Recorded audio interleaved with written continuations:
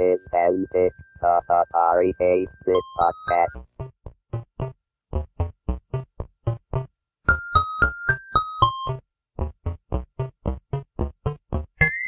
It pretty much killed the company. You know, you can't continue building the same thing over and over and over again and not create anything new.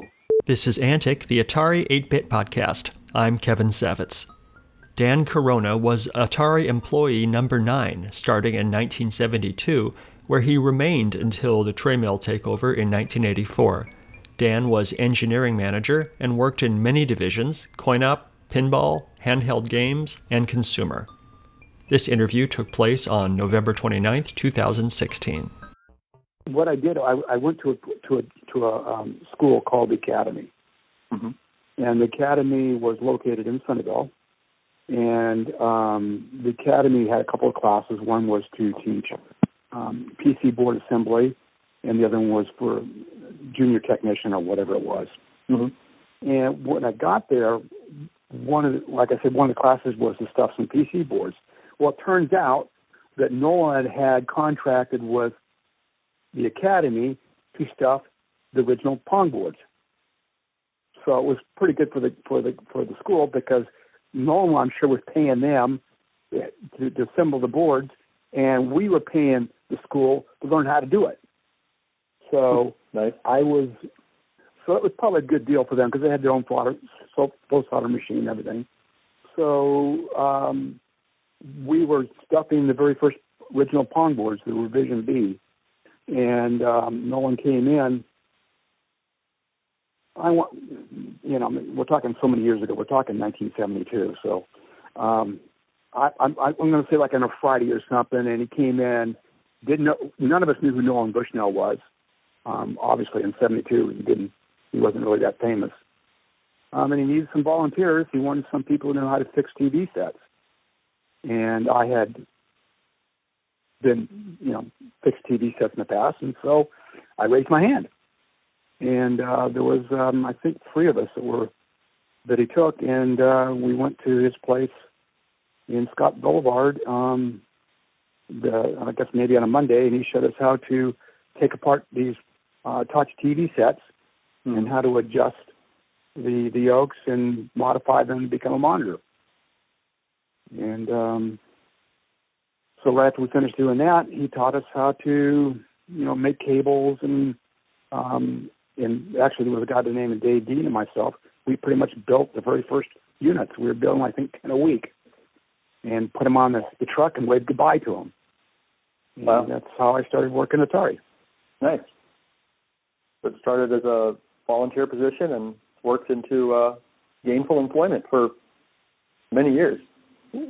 Yeah, I was there until the end, what I call the end, which was, when in July of '84, when it was sold off. That's when I call the end. Mm-hmm. But it was $1. I remember it was $1.50 an hour. I think that's what he was paying us, and then we weren't sure if our checks would even cash. Wow. So that's how I started, and then as the company got a little bit bigger, Ted would come by and he'd look at Dave and I, because it was getting to be pretty noisy out there, and he says, "I'm going to put you in Al Alcorn's office." So think about it. It wasn't a very big office. So he had a bench in there. We had Dave and I on this one bench. We had one scope between the two of us, and then Alcorn had his desk kind of right behind us, and then Cynthia would come in the afternoons and rework the boards that Dave and I were troubleshooting that during the day. So it got to be pretty tight environment for quite a while. Tight quarters. So, well, I don't know what you call it, but it was in a tight environment. Yeah. So you started in coin. I understand you did coin-op, you did pinball, and you did consumer. Yeah. Tell me about. I mean, I'm sure this is a progression that took years and years, but tell me how and when you kind of went from one to the other. Sure. It was, we were already in Los Gatos by that time, and they were getting bigger, and they needed they took engineering and moved us off to, I can't think of the name of the street. Engineering was in a different building all by ourselves. And Dave Edison, what was it, Dave something? I can't think of his name. He was an engineer, and he and I were assigned to work on pinball machines, or actually build the very first pinballs. And I don't remember who it was that came in, and I don't know if it was Steve Bristow or John Lang, I don't remember who it was. Mm-hmm. They pulled us all together, and they said, we're going to divide up, and we're going to create a new division called Pinball, Rich Elston. And he said, Dan, you and Rich Elston are now going to be part of Pinball, and everybody else is going to stay in coin-op. And, oh, by the way, the guys in coin-op are going to start getting bonuses, and you and Rich are not. I wasn't so happy about it. So they had got another building right behind that particular building, and they moved us into that one, and that's where pinball started. So, I was building pinball machines, and I remember at some point in time we moved back into 1265 Borregas for some reason. I don't remember why. Because you got to remember, at that time the company was growing, and so we were always moving around in different buildings. And somehow, and I don't remember exactly how it happened, but I went from that into board games, and that was Steve Bristow was running that at that point in time. And so we were building the very first board games, and we had built a bunch of these games, and we built prototypes for them. We had a baseball game, we had a dart game, we had a touch me game, and I don't remember, there was a couple others. And I remember we got all these prototypes, and we brought them to the Consumer Electronics Show, and they sold them. But they were going to be in conflict with the 2600, because remember, the 2600 at that time was probably like 76, 77 time frame, was getting to be pretty big, and they had to look at the capacity for manufacturing. We're going to build these new products, and it's going to take away from the 2600. And you got to remember that in those days, Nolan, I don't know if it was Nolan, it might have been Nolan, put together these bonus programs mostly for the software people. And so I remember Todd Fry being one of them, they would build a game, and depending upon what the sales were, they'd get a bonus. Sure. And so if they didn't want to build any of the board games because it was going to take away the capacity, therefore their bonuses. So they squashed that particular division. And so Steve Bristow brought me into consumer instead of laying me off, which was nice of him. I guess I followed Steve Bristow around quite a bit. And so then I was in consumer, and I worked there for a while. And one of the things I did was it wasn't there. Then at some point in time, they decided to create the home division, and I volunteered to go to that particular division, and that's how I got into. I guess that's all the divisions I worked into. Yeah. So you're in the consumer division, and tell me about that work there. Did you do anything with Colleen and Candy? Yeah, I did. I did a couple of things. I wrote a spec for the die bond, for taking the die and bonding it to a PC board. Because at that time I was running the engineering lab. I had the components people, I had the engineering people, and I had part of the receiving under me as well. And so I was doing all the chips for the different games would come in, and they had to be qualified and so on and so forth. So I had a relationship with the different vendors, and I came up with this idea of taking the die and bonding it directly to the PC board. Now, I'd already taken, you got to remember we were doing really high volume in those days.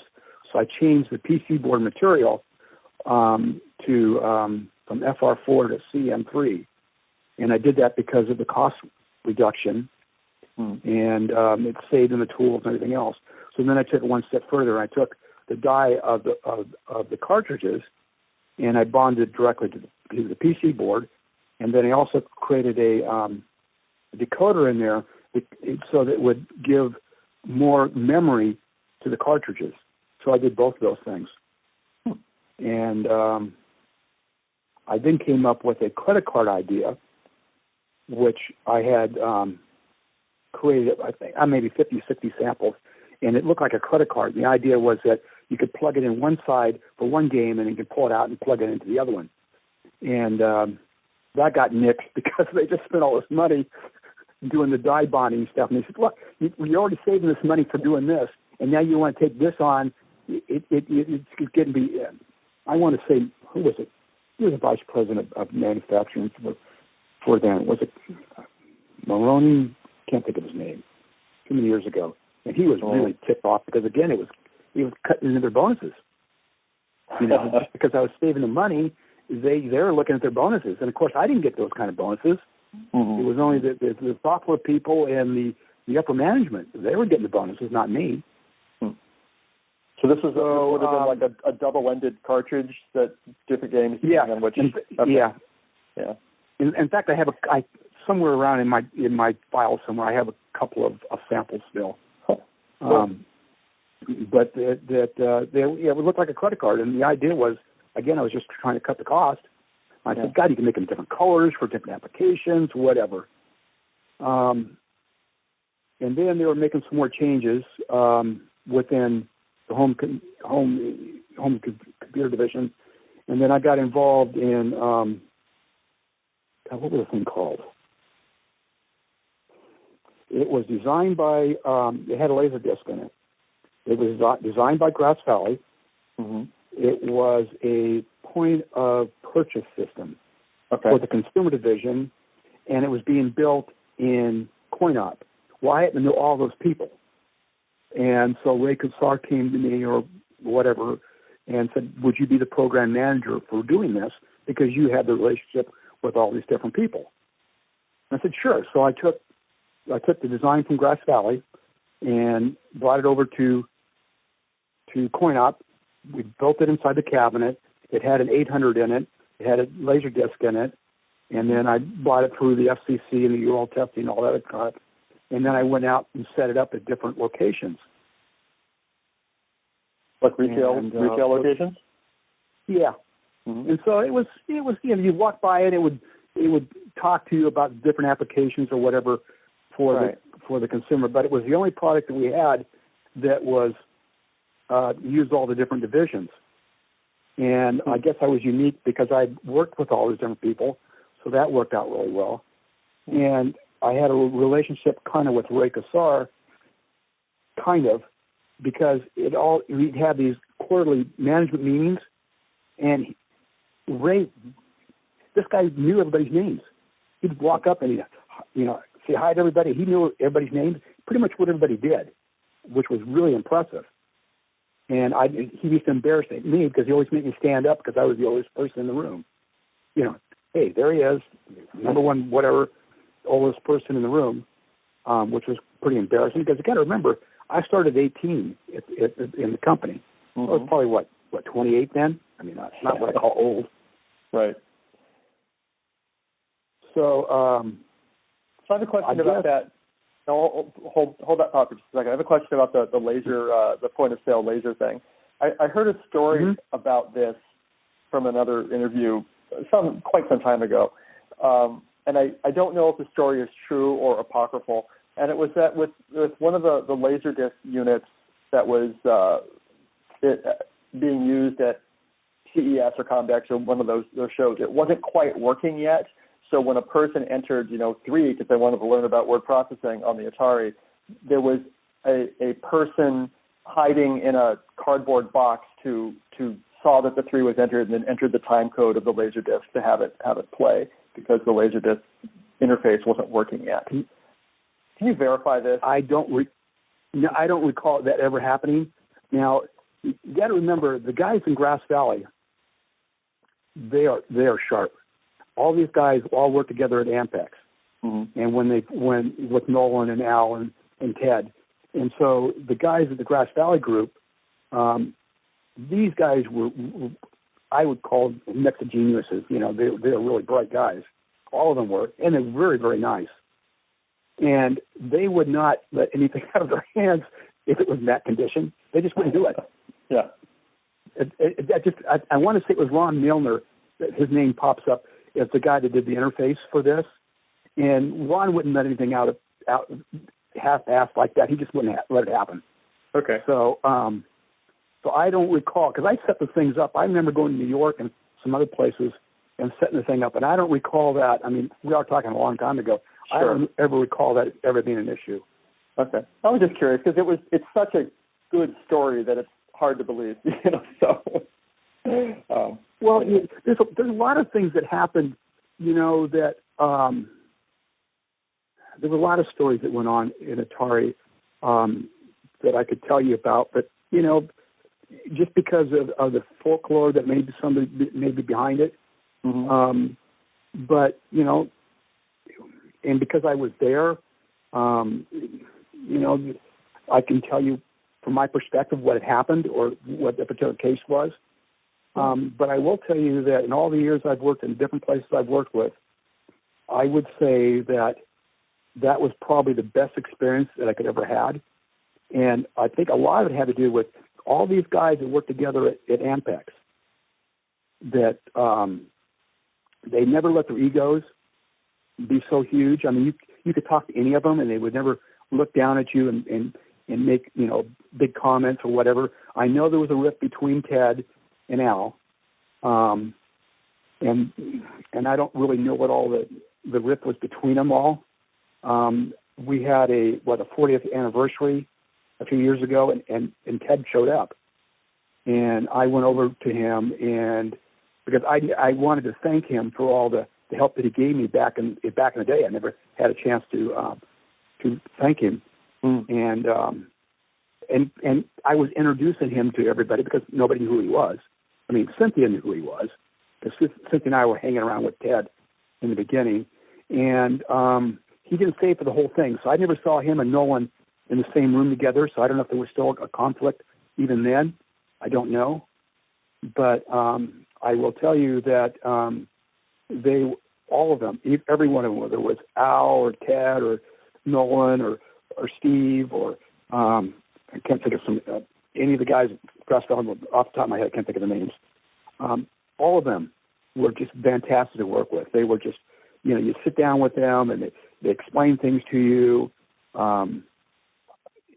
As a small example, we were still building the very first Pong boards units, and there was a problem at Andy Cap's Tavern, which is where we used to send the prototypes.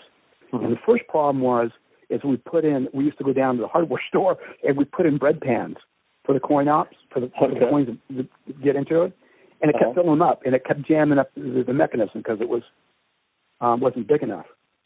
And then they were coming in and sparking the things and resetting the games.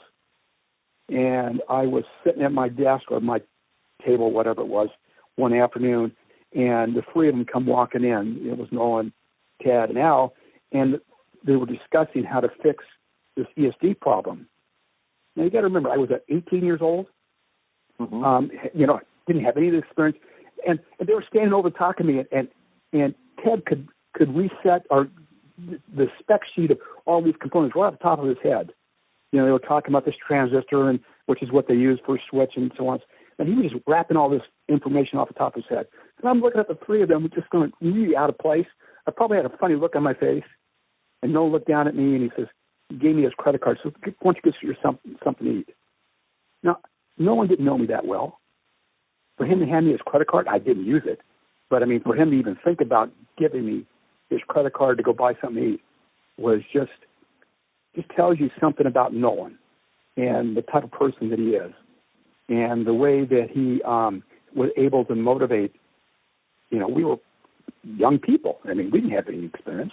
Mm-hmm. And he would get on the I can remember at Martin closing down on Friday afternoons, giving out each of us $1 bill, and we'd go clag up this money and we'd go down to Las Gatas Park and put together a party.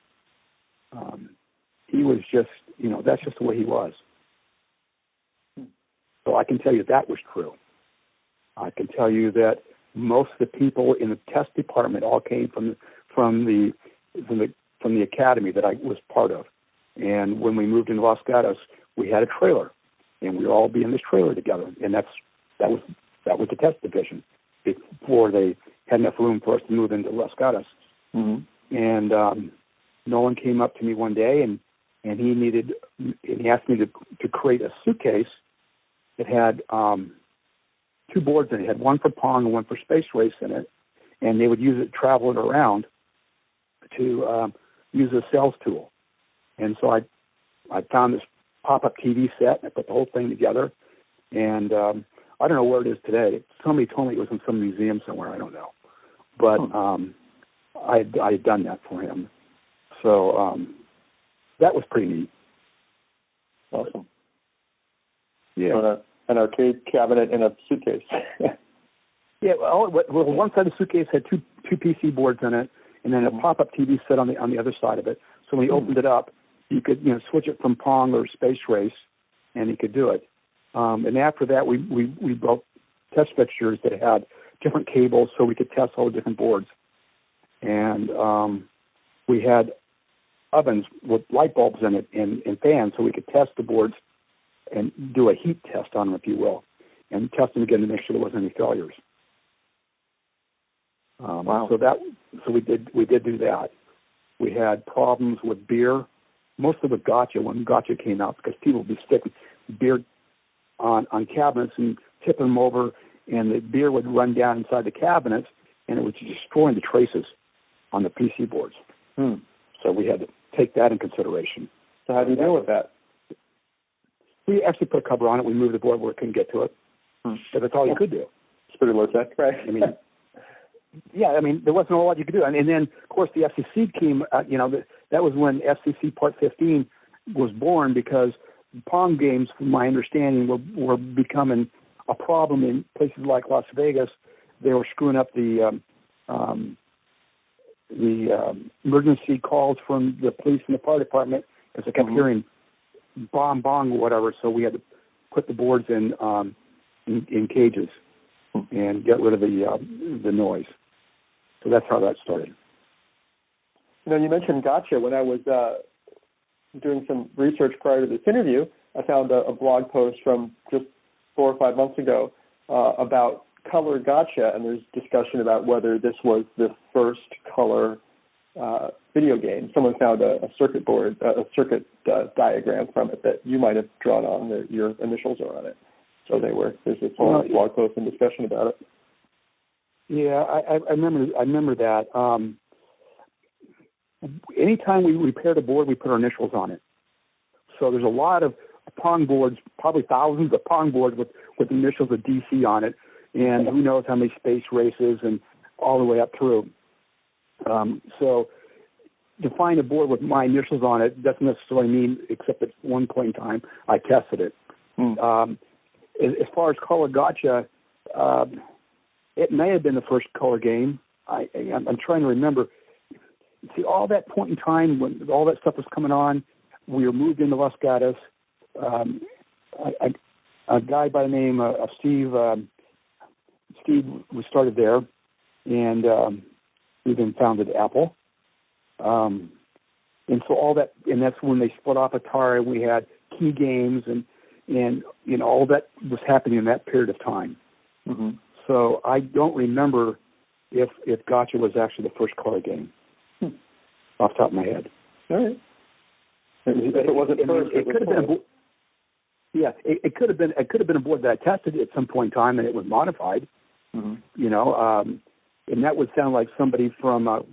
My guess would be Grass Valley would have done it, because you got to remember all the engineering stuff was done at Grass Valley, many of the specialty stuff. It wasn't done because in those days the only engineer we had besides between the three of them, or actually after Ted was gone, so no one really didn't do any designing stuff. And you had Al, and Al was doing more management stuff, so he wasn't really doing designing. We had Don Lane. He was the first engineer. So, and then when Key Games came back, they brought in Lyle Raines. There was a couple other engineers during that time too, and I can't remember off the top of my head all their names. But that was all the stuff that was coming on. And I remember that's when the driving games came in. They had been developed more at Key Games, and then they brought them together. And that's when Steve was in there late at night with Crane and Breakout, which he didn't do a very good job of.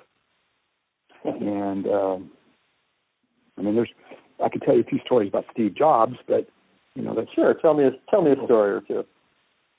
Well, Steve Jobs was an asshole. I'll be quite honest with you, he really was. He was arrogant. He thoroughly believed that he was the smartest person in the room. And I got to be honest with you. Okay, yes, he became a billionaire and created Apple. I was never impressed with him. The first time I met Steve, he came up to me and he said, well, because I was in charge of the lab, and he said, setting up stuff up for him. He said, well, can you calibrate the scope globes for me? And I looked at him and said, you can do it yourself. Here's the thing, how to do it. We were one night we were putting together some stuff for for one of the trade shows, maybe the one in Chicago, I don't remember. Mm-hmm. And Steve was there. There was a couple of engineers, myself and somebody else, and it was pretty late at night. And we decided to go get something to eat. And they said, we're going to go to the steakhouse in Los Gatos. None of us knew that Steve was a vegetarian. He didn't understand anything. Mm-hmm. So we were sitting there eating, and Steve's eating bread and peanuts or whatever. And that's when we found out that he was not eating meat. So that's one story. The other story I will tell you was I was running customer service. I moved out of engineering. Nolan asked me to do him a favor, and I went to Japan. I went to Germany first and France, and I was teaching people how to troubleshoot Pong. And I started customer service, I guess, by doing that. And then I went to Japan, and I just got married. I was really sick and tired. I think he wanted me to go to South Africa and India, and I said, I didn't really want to turn Nolan down for anything. And I said, I really don't want to do that. Well, Steve Jobs comes up to me, and he says, send me. And I was thinking, he doesn't know how to troubleshoot anything. Mm-hmm. This is not a good idea. But you know what? He's a pain in the ass. I'll get rid of him. So I sent him over there. And all I got was phone calls and all this stuff that he screwed up. He couldn't figure out doing how this. He couldn't do that. And he comes back wearing this white gown, barefooted, and every time he saw me, he just, kind of bend or whatever, bowed or whatever. And it was pretty disgusting. I didn't know anything to do with Steve. And so when he started his other company, obviously, it was probably a scoop on my part because I probably had a job at Apple. I hadn't done that, but I did. Oh, well. So that's my Steve Jobs stories. Nice. I would like to know about Colleen and Candy, the real people. Were these people that you knew? I knew Colleen Del Grande, I think was her name. She worked on the production floor in Consumer. No. Consumer? No. She was in Los Gatos. And she was cute. And so there were a lot of names that were given to a lot of the women. And that's kind of where that came from. There was a lot of stories that went on, mostly in Los Gatos. Mm-hmm. That there was a story. I want to say December 1975, maybe. There was an article written in Playboy, and I want to say the name was like "Fistful of Daughters" or "Fistful of Quarters" or whatever. And they were interviewing Nolan, and the average age was, like I said, was probably still 18, 19 years old. Mm-hmm. And you got to remember, there was no dress code in those days. Okay? Right. So a lot of the women would be dressing on something that you would not normally wear in that type of environment. Is that the easiest way to pronounce it, Seth? Yeah. So there was a lot of things that were going on or saying about the way that they were they were dressing or not dressed or whatever. And so there were some comments written about that in this article.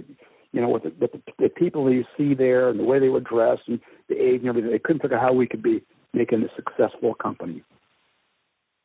But Colleen was definitely one of them. All right. I'm gonna try. I've been trying to track her down for an interview for years, but knowing the name and city would helps a lot. So. Well, I think her name was Colleen De Grande. De Grande, I want to say. I mean, I could picture her. She was real short. I think she was Italian. Brown hair. I mean, I don't know. All right. There was, I think that was her name. As far as some of the other ones, let's see. Pam was our admin in consumer, and so there was a code name named after Pam, and I can't think of her last name off the top of my head right now. But she was Niles Stroll's admin was named Pam, and so I know there was one of the products were named after her. Candy, I don't recall who that was named after. All right, you got to remember in those days, after we moved to Sunnyvale, there was I think there was like 52 buildings. Yeah. So it would be real hard to know everybody, even at that point in time. Sure.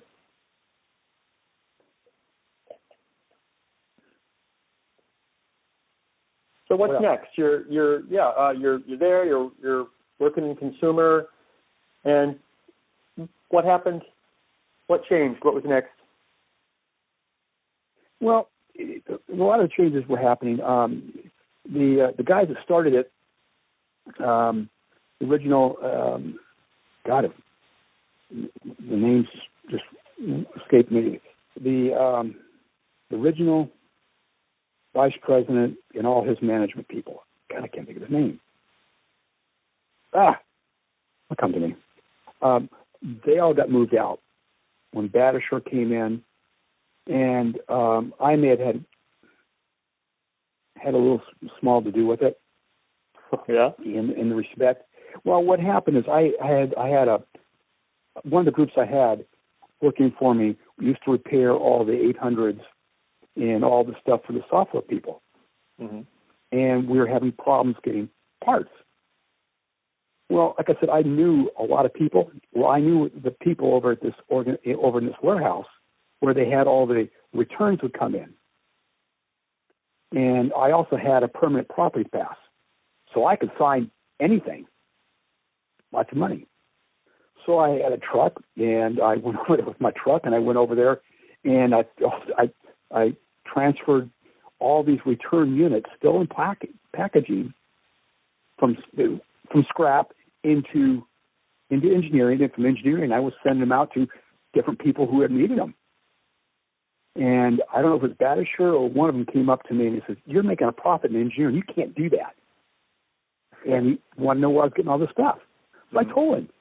Well, that just pissed people off. There was millions of dollars worth of inventory over there. Nobody knew about it. Wanted to know how I found out about it.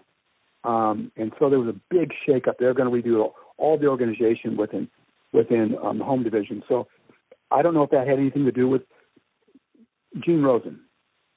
Gene Rosen was the vice president, and he was a really nice guy, very, very bright. In fact, I worked for him at a different company, but he was thrown out, and they brought in Dave Steuben. Yeah, Steuben didn't like me, and I'm not sure why, but I told you about the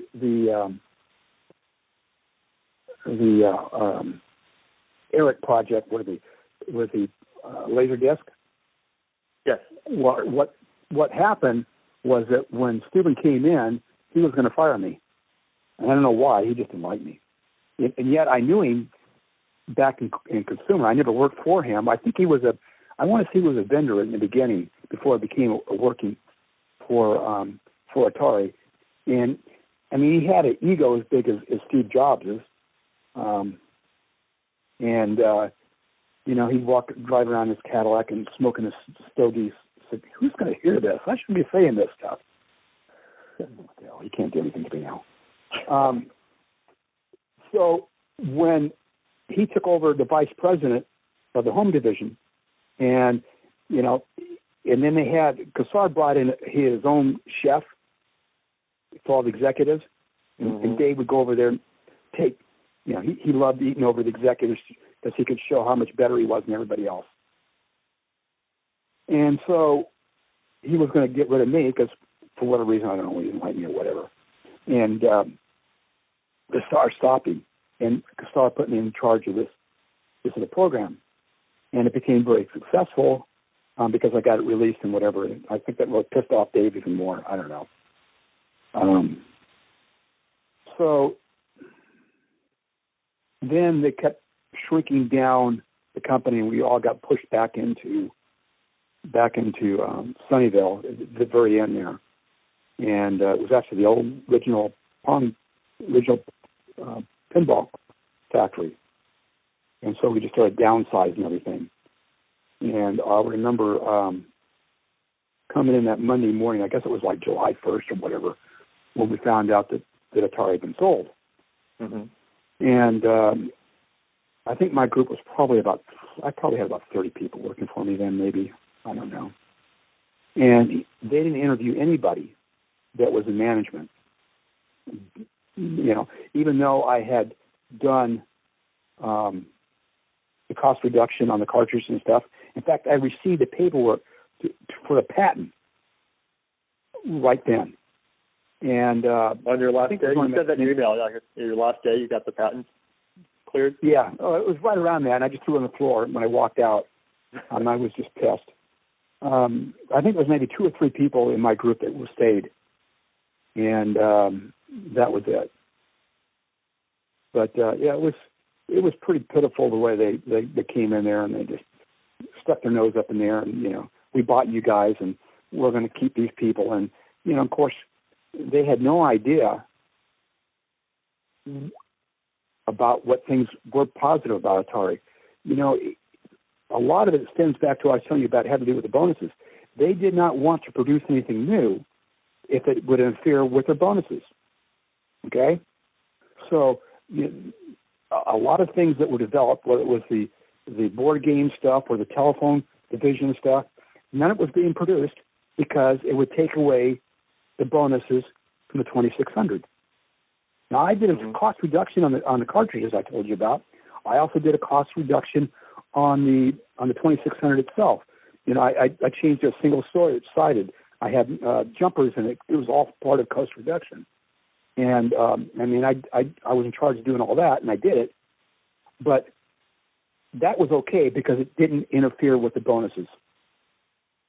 And because of that, Kassar would never let anything else be produced that was new. He just didn't let it happen. And it's unfortunate because it pretty much killed the company. You can't continue building the same thing over and over and over again and not create anything new and expect the companies to keep going on. We've been talking for 40 minutes, and you've mentioned the bonuses like 5 or 6 times. I mean, it seems like maybe it's the major sticking point for you about what was wrong with Atari. Was it the bonuses themselves, or was that a symptom of a bigger thing? Well, one, I didn't I wasn't part of it, so maybe I'm a little pissed about that. But you got to remember, I took a lot of pride in Atari because I was there from the beginning. Whatever Nolan installed into me, and how positive of an influence he was on me. And actually, like I said, everybody actually from that group, it just really pissed me off to see for it to be destroyed the way it was. And it was the greed of these people that really that created this thing. I remember we were still in Los Gatos, and when Nolan hired some people from HP, one guy was in marketing, and the other one was in accounting. And I remember these guys, we had the storage and the gas storages, and these guys would take the admins and sent them out in the company cars and sit in line and get gas for them because they couldn't do it themselves. And that would just, stuff like that just really pissed me off. But I remember Todd Fry, he would take his bonuses and he would Xerox them off and post them on the board. It'd be like $250,000. And it really tipped off a lot of people off that didn't get those kind of bonuses. Sure. But really pissed me off a lot was that we were creating these new products, and because they would not put them in production because it was going to screw around with their bonuses, they never happened. And I feel really bad because I think that was a part of why Atari failed. You know, we had people creating their own chips. We had their own custom chips. We had, we had division that did that. We had, like I said, the board game stuff. We had the telephone people doing stuff. There was a lot of things, and we had these LCD games and stuff that was going on. All this money and time that was spent in it, and in some cases we even sold, and they just poo-pooed them because it would interfere with the 2600 production. And so if you hear me repeating that, from my point of view, from where I sit, I think that had a lot to do with the downfall of Atari. I was doing something for Nolan when I was running customer service, and he shipped me and my group out to a warehouse for a short period of time, and it was really cold, and we had problems with all kinds of stuff. And one of the things I used to do is I told my guys if they would we repair X amount of boards, we would take Friday off, and we'd go to Renato's and have pizza and beer. And my boss, who was his name? Polinsky, something like that. He was a real asshole. Found out about it, and he pulled all this back in, and he was going to have me, I don't know, he threw me back into engineering because he didn't want me anywhere doing customer service. And I went up to Nolan, and I said, look, Nolan, here's a glass. I'm at the bottom of this glass, and here's what I could see from the bottom of the glass, the way the world looks. Nolan, you're sitting at the rim of this glass. You can see in, and you can see out. But here's the people that are destroying this company from my point of view. Whether it was Polanski putting in these rules that, you couldn't go out, you could only use a certain bathroom, a certain water fountain. This was back in Los Gatos. You brought in these guys from HP doing all this other stuff, or these bonuses that you're putting out to a selected few people in consumer software people and screwing the rest of us. I mean, in not being able to produce anything else. I just think that I really believe, in my point of view, that Atari died because of the greed. And, as much as Ray Kassar was good at people's names and shaking people's hands, he knew kind of what was going on. He was, he brought in his executive corn blue chef or whatever, and all the we had a mansion up someplace that he bring in special people, and I don't know how much money he spent on doing that, and all this money was spending on all this facade, and being told by, I want to say Paul Malloy, that name sounds real familiar, was the vice president of production, and he would look at me and he says, I'm not letting you do any more changes. We're not going to make any more changes to manufacturing, even though it's a cost savings because it's going to reflect my bonuses. That's almost a direct quote from him. And, and it just pissed me off because Atari meant a lot to me. And I wanted to be successful, the company to be successful, because it was in some ways a reflection of me.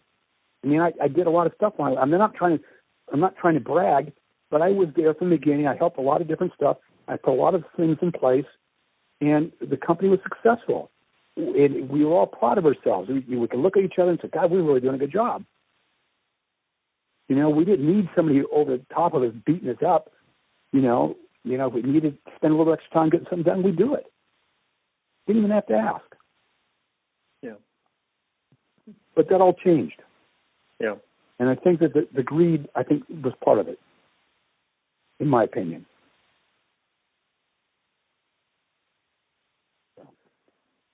What haven't I asked you about what haven't we discussed about Atari that we should have? Is there a question I should have asked you that I didn't? No, I don't know who's going to hear this and going to get pissed off or whatever. Because I use some names, but it's how many years later? I mean, what are they going to say? I was there from the beginning. I mean, I started November 20th, 1972. I mean, I wasn't everywhere, but I worked in. I don't think anybody else has worked in any more divisions that I've worked in, and I have a lot of respect for Nolan, for Ted and Al and Steve Bristow. I'm sorry that he's gone. I have a lot of respect for those people and all the people at Science Engineering in Grass Valley. All those guys were the reason Atari was successful is because of that. They were you could talk to any one of them. They would sit down and explain to you. They didn't have these huge egos. And when the egos came in, is when Atari started failing and started going downhill. And that's my opinion, but I think that's what happened. Right. And it does tick me off because, like I said, it meant a lot to me. And unless you were there in that environment to see the way that Nolan and Ted and Al and Steve and God, I can't think of everybody's names. Too many years ago. The way that they treated everybody with respect, there wasn't anything you wouldn't do for them. There was no question. And we were successful. We built these games that nobody thought we could do. Yeah. And I miss that. And I've worked at a lot of companies over the years, and I see it all the time. It's just that that's the difference between a small company. You get the hands-on stuff, and you get to know people personally. It's more like a big family type of thing versus a big, huge conglomerate where you don't know anybody, and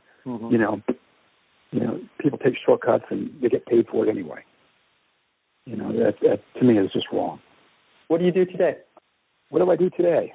I am now a home inspector. I got laid off the last time I got laid off. Probably was the first time I got laid off, and that hurt a lot. I got laid off at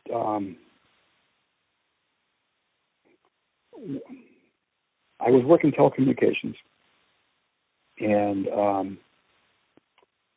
a nice woman who actually ran for president this year split off from AT&T and created Lucent. Mm-hmm. And if there was a picture of the devil, I put her name next to it. She came in, the first company she bought was Octel, which is where I was. And I don't even think the paperwork on the buyout was even dry yet before she started laying people off and saying, "Look, we bought you guys, and we don't care about what your customers. Here's what you're going to get." And we were putting together a server that actually had the first voicemail on it, and she wanted to make it as a desktop PC. And I remember going to these meetings, and they were telling me, "Well, it doesn't handle. It's a stripped down version. It won't work." And she didn't care. So eventually I got laid off, and then I was told that at 48 years old I have a bachelor's degree, and they said, "You're too old. You can never do a job in Silicon Valley anymore. You need to find something else to do." So I grew up in Southern California, so I moved down here in 2005, and went back to school, got my certifications to become a home inspector, and I'm now self-employed as a home inspector. And I make maybe about a third of what I used to make. But at least it's just me. Tell me something interesting or surprising about home inspecting.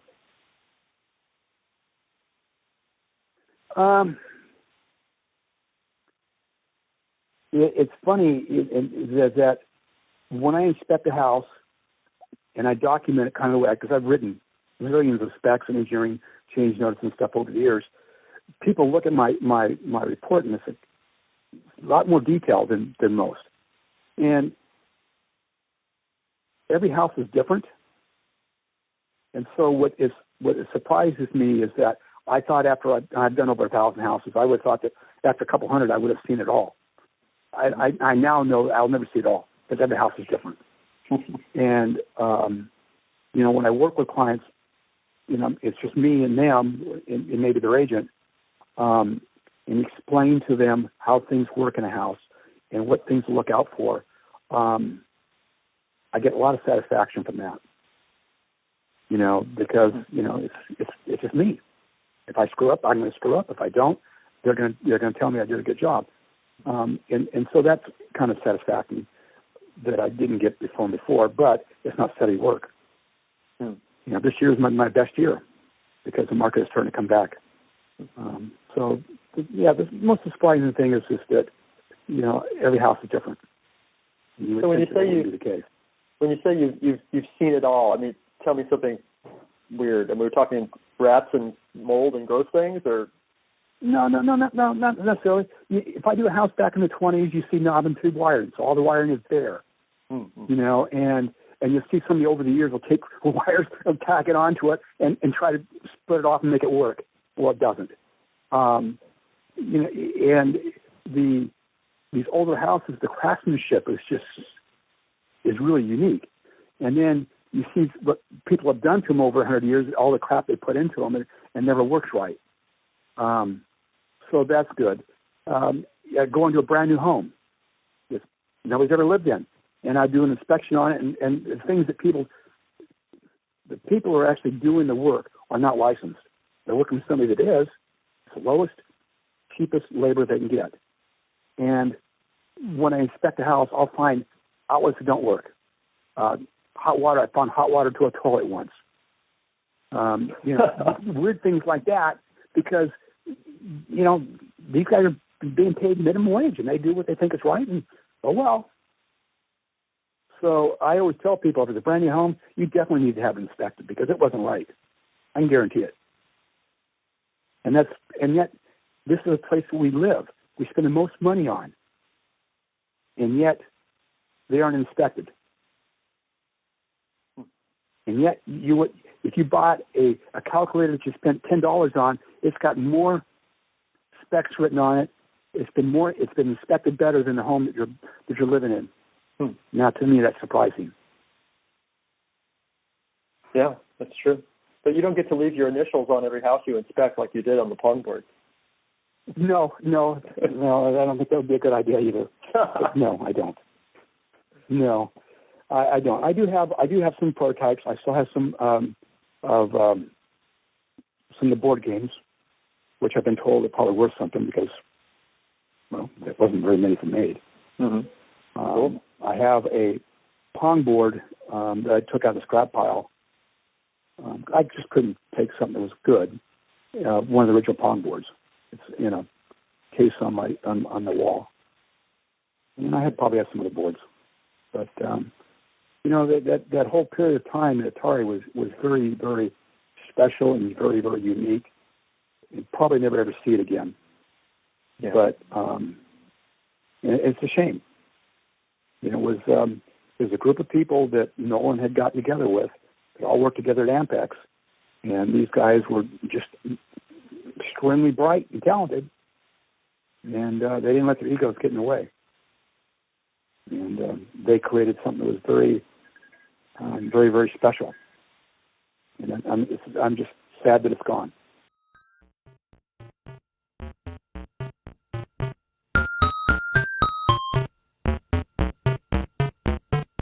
If you enjoy these interviews and would like to contribute something, I encourage you instead to donate to one of our favorite organizations, the Internet Archive, at archive.org. The Internet Archive is a nonprofit digital library with the stated mission of universal access to all knowledge. They've done incredible things to preserve computer history, including hosting thousands of programs in an in-browser Atari emulator, creating the Wayback Machine, and offering full-page scans of countless Atari computer books and magazines. Make your tax-deductible contribution at archive.org/donate.